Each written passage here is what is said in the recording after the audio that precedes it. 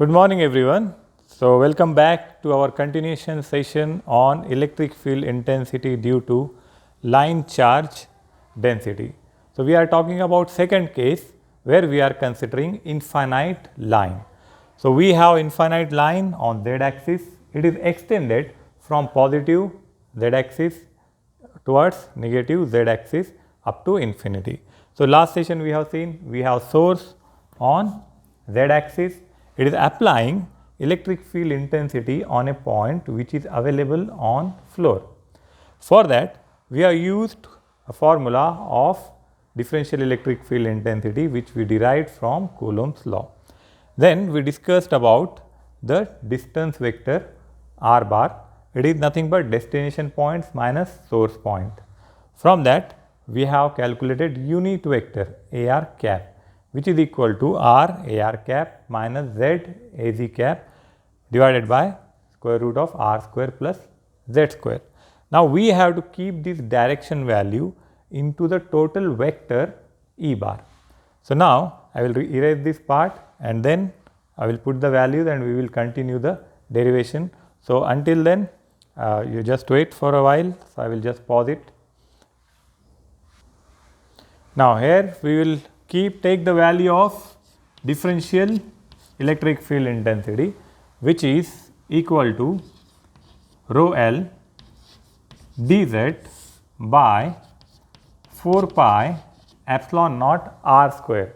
But r square we have right now calculated, it is the mod of r square is square root of r square plus z square. So we have r square, so directly we can write here r square plus z square in place of r square. So, there is the position vector value we have kept here. Along with that, we have to keep the value of ar cap, which is nothing but r ar cap minus z az cap divided by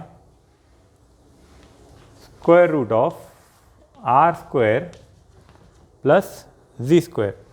Now, we have to integrate this term in order to get the entire electric field intensity applied due to the infinite line. So, we will take integration of this part. So, we can remove this differential part. What will be the limits? Limits are from minus infinity to plus infinity. So, we will take out the constants. What are the constants here? The constants are rho L by 4 pi epsilon naught. Rho L by 4 pi epsilon naught is a constant that we can take out. One more thing we have to see here, r ar cap minus z az cap, these two terms now we will discuss. Our charge is present on positive z axis. That means the differential length which is on differential z surface is having differential charge dq and it is applying some differential electric field intensity d. Whenever there is charge present on a positive axis and if same line is extended in opposite direction, then there will be presence of equal and opposite charge at the negative side. So, like this, if we have this plus dz, there will be minus dz. So, charge equal and opposite charge present at the negative side will cancel the z component. So, z az cap term will be cancelled because it is present on positive as well as negative term. So, it will get cancelled. We will take out the constants and we will rewrite this expression. So, we will get the expression as E bar. So, our constants are say rho L divided by 4 pi epsilon naught integration of dz by r square plus z square into, here we will take one r a r cap divided by r square plus z square. So, this whole term is a complex term. So, we have to consider substitution to solve this one. So, let us consider z is equal to r tan theta. If we keep z is equal to r tan theta, then dz will be r secant square theta d theta. Now we are using substitute. So the limits will change. Earlier limits are from minus infinity to plus infinity. If we keep in place of theta, the new limits will be from pi by 2 to minus pi by 2. So now we have to solve this expression by keeping these new values. So let us keep this new value here. We will get, say, E bar is equal to rho L by 4 pi epsilon naught. The new limits are minus pi by 2 to pi by 2. So in place of dz, we can write r secant square theta d theta. So it will be r secant square theta d theta into r ar cap. So here we will get r square plus, in place of z we are keeping r tan theta. So it will be r square plus r square tan square theta. So now if we multiply these two terms, this r square plus z square into square root of r square plus z square, it will become the whole to the power 3 by 2. So all the terms are included. Now further we will simplify it. So here we can see that we have 2 r's. So it will be r square. From here we can take out one r square common. So this r square common, in bracket we will get 1 plus tan square theta. 1 plus tan square theta, we can write it as secant square theta, and the whole 3 by 2 will become secant cube theta. So this secant square theta will get cancelled. So this simplified expression I will write down. I will just erase this and I will note down the expression. So I will just pause it. So now this is the simplified expression. We have reduced this expression to this expression. So what we have now, we have E bar is equal to rho L by 4 pi epsilon naught integration of 1 upon secant theta d theta. So direction is AR cap. So 1 upon secant theta is sin theta. So here we can write rho L by 4 pi epsilon naught sin theta. The limits are from minus pi by 2 to pi by 2. So it will be minus 1 minus minus 1. So it will become 2. So if we get this 2, we will get one r term here. We will take it out, r here. So this sin theta, if we put the limits minus pi by 2 to upper limits, lower limits, we will get 2 here. So 2 will get cancelled. So it will become rho L by 2 pi epsilon naught r. So this is our electric field intensity due to infinite line charge.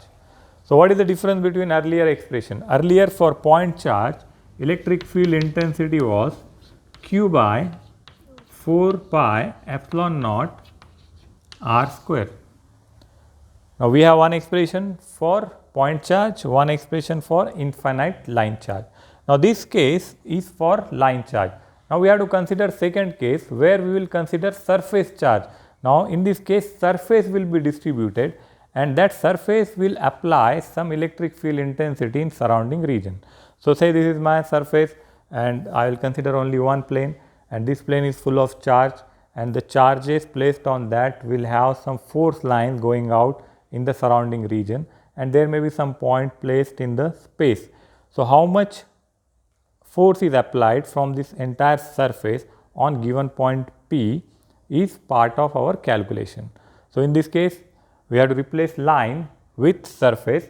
On any one surface we will consider the charges distributed.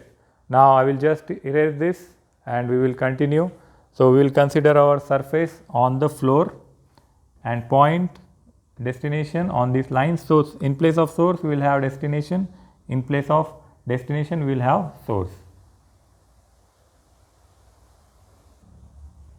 Now we are considering electric field intensity due to surface charge density. So again we will take 3 coordinates as reference. So we have say these 3 coordinates for our reference. Vertical is z axis, the line below this board is y, the line coming towards us is x. So we have x, y, z, 3 axes. Now we have to consider the source who is applying electric field intensity. So let us consider that this electric field intensity is placed on the floor. So like a paper, plain paper, it is on floor. The entire floor we are considering as the source of charges. So what we say, there are charges present on this particular floor. Say this is xy plane. Xy plane, or which constant plane it will be? On floor, what will be the value of z? The value of z will be 0.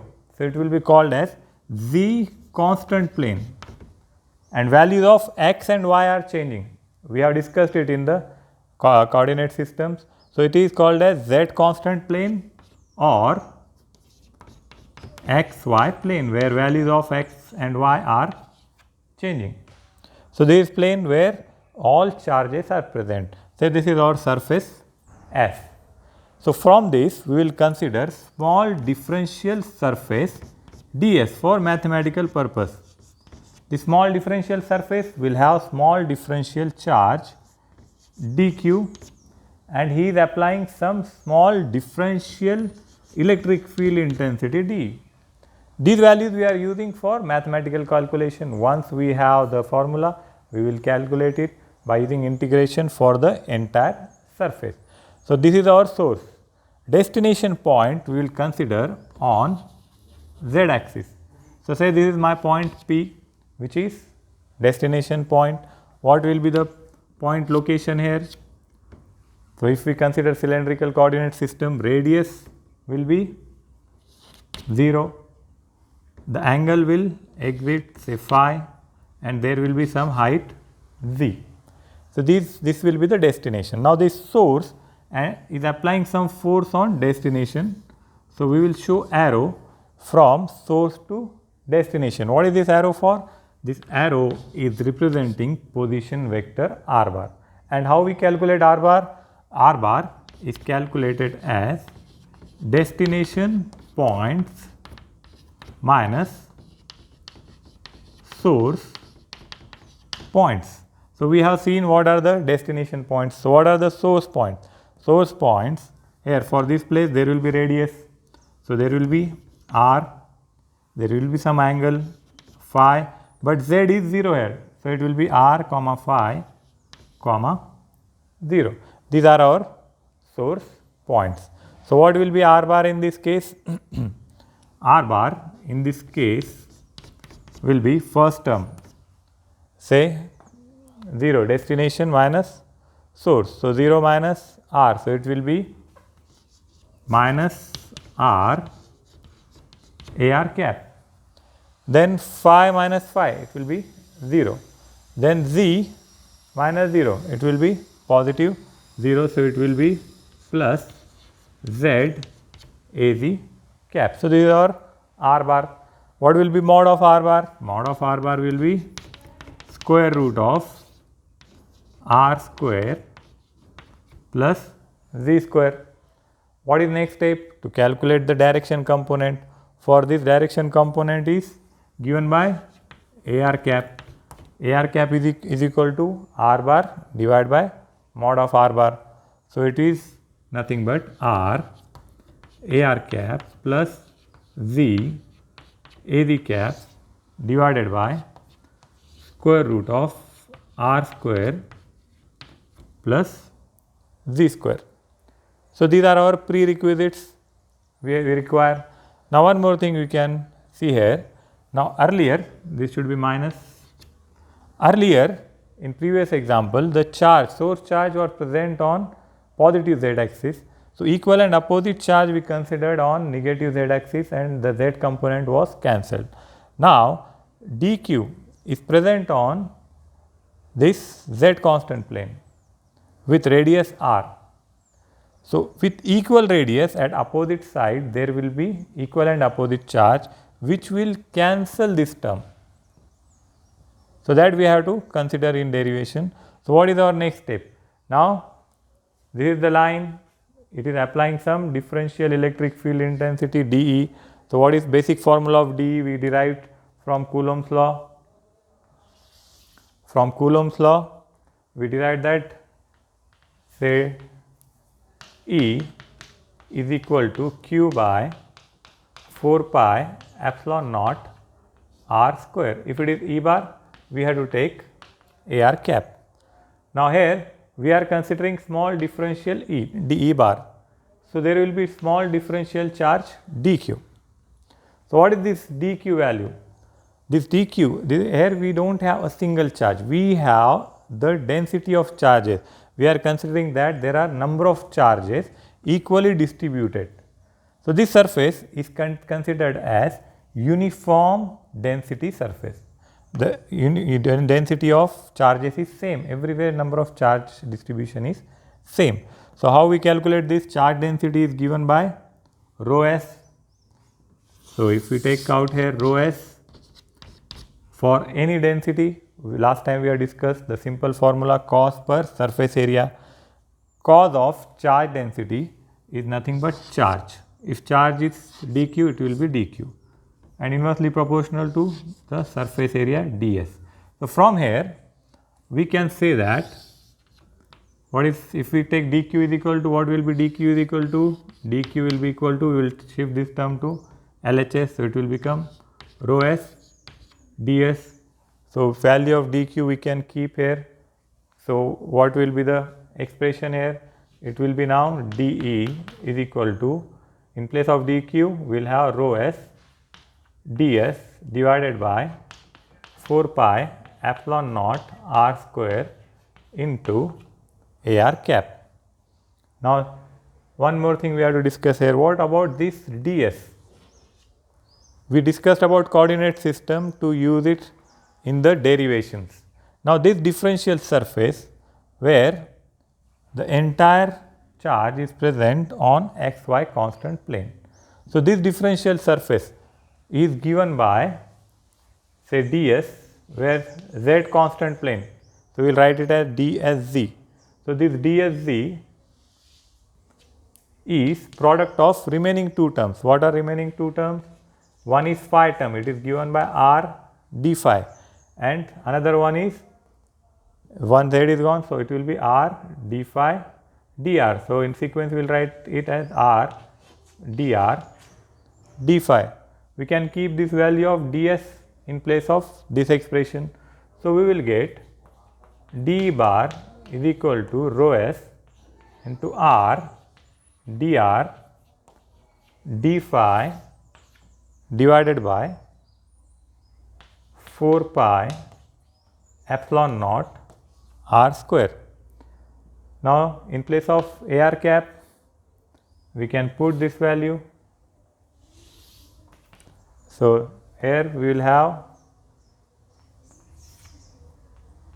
minus R AR cap plus Z AZ cap divided by square root of R square plus Z square. So this is our expression. Now we have to simplify it in the similar manner. If we take integration of this term, what we will get? We have to take integration here. So we have to take now double integration because this is surface. For line there was single integration. For surface we will have double integration. So which two terms we have to use for double integration? One is for dr, another one is for d phi. So what are the limits for radius r? The limits in cylindrical coordinates for radius and angle phi. Angle phi rotates from 0 to 2 pi. How we calculate r? R we calculate from, say, origin 0 to infinity. So we have to use these limits. So here we will have one limit which is r equal to 0 to r is equal to infinity. For another one is phi is equal to 0 to phi is equal to 2 pi. Now your work is to keep these values in this particular integration, solve it and answer your final expression in the comment. And while listening the class, you can make short notes, type it in the comment, post along with this, solve this expression and put the answer in the comments. I will share answer in the next session. Till then, have a good day.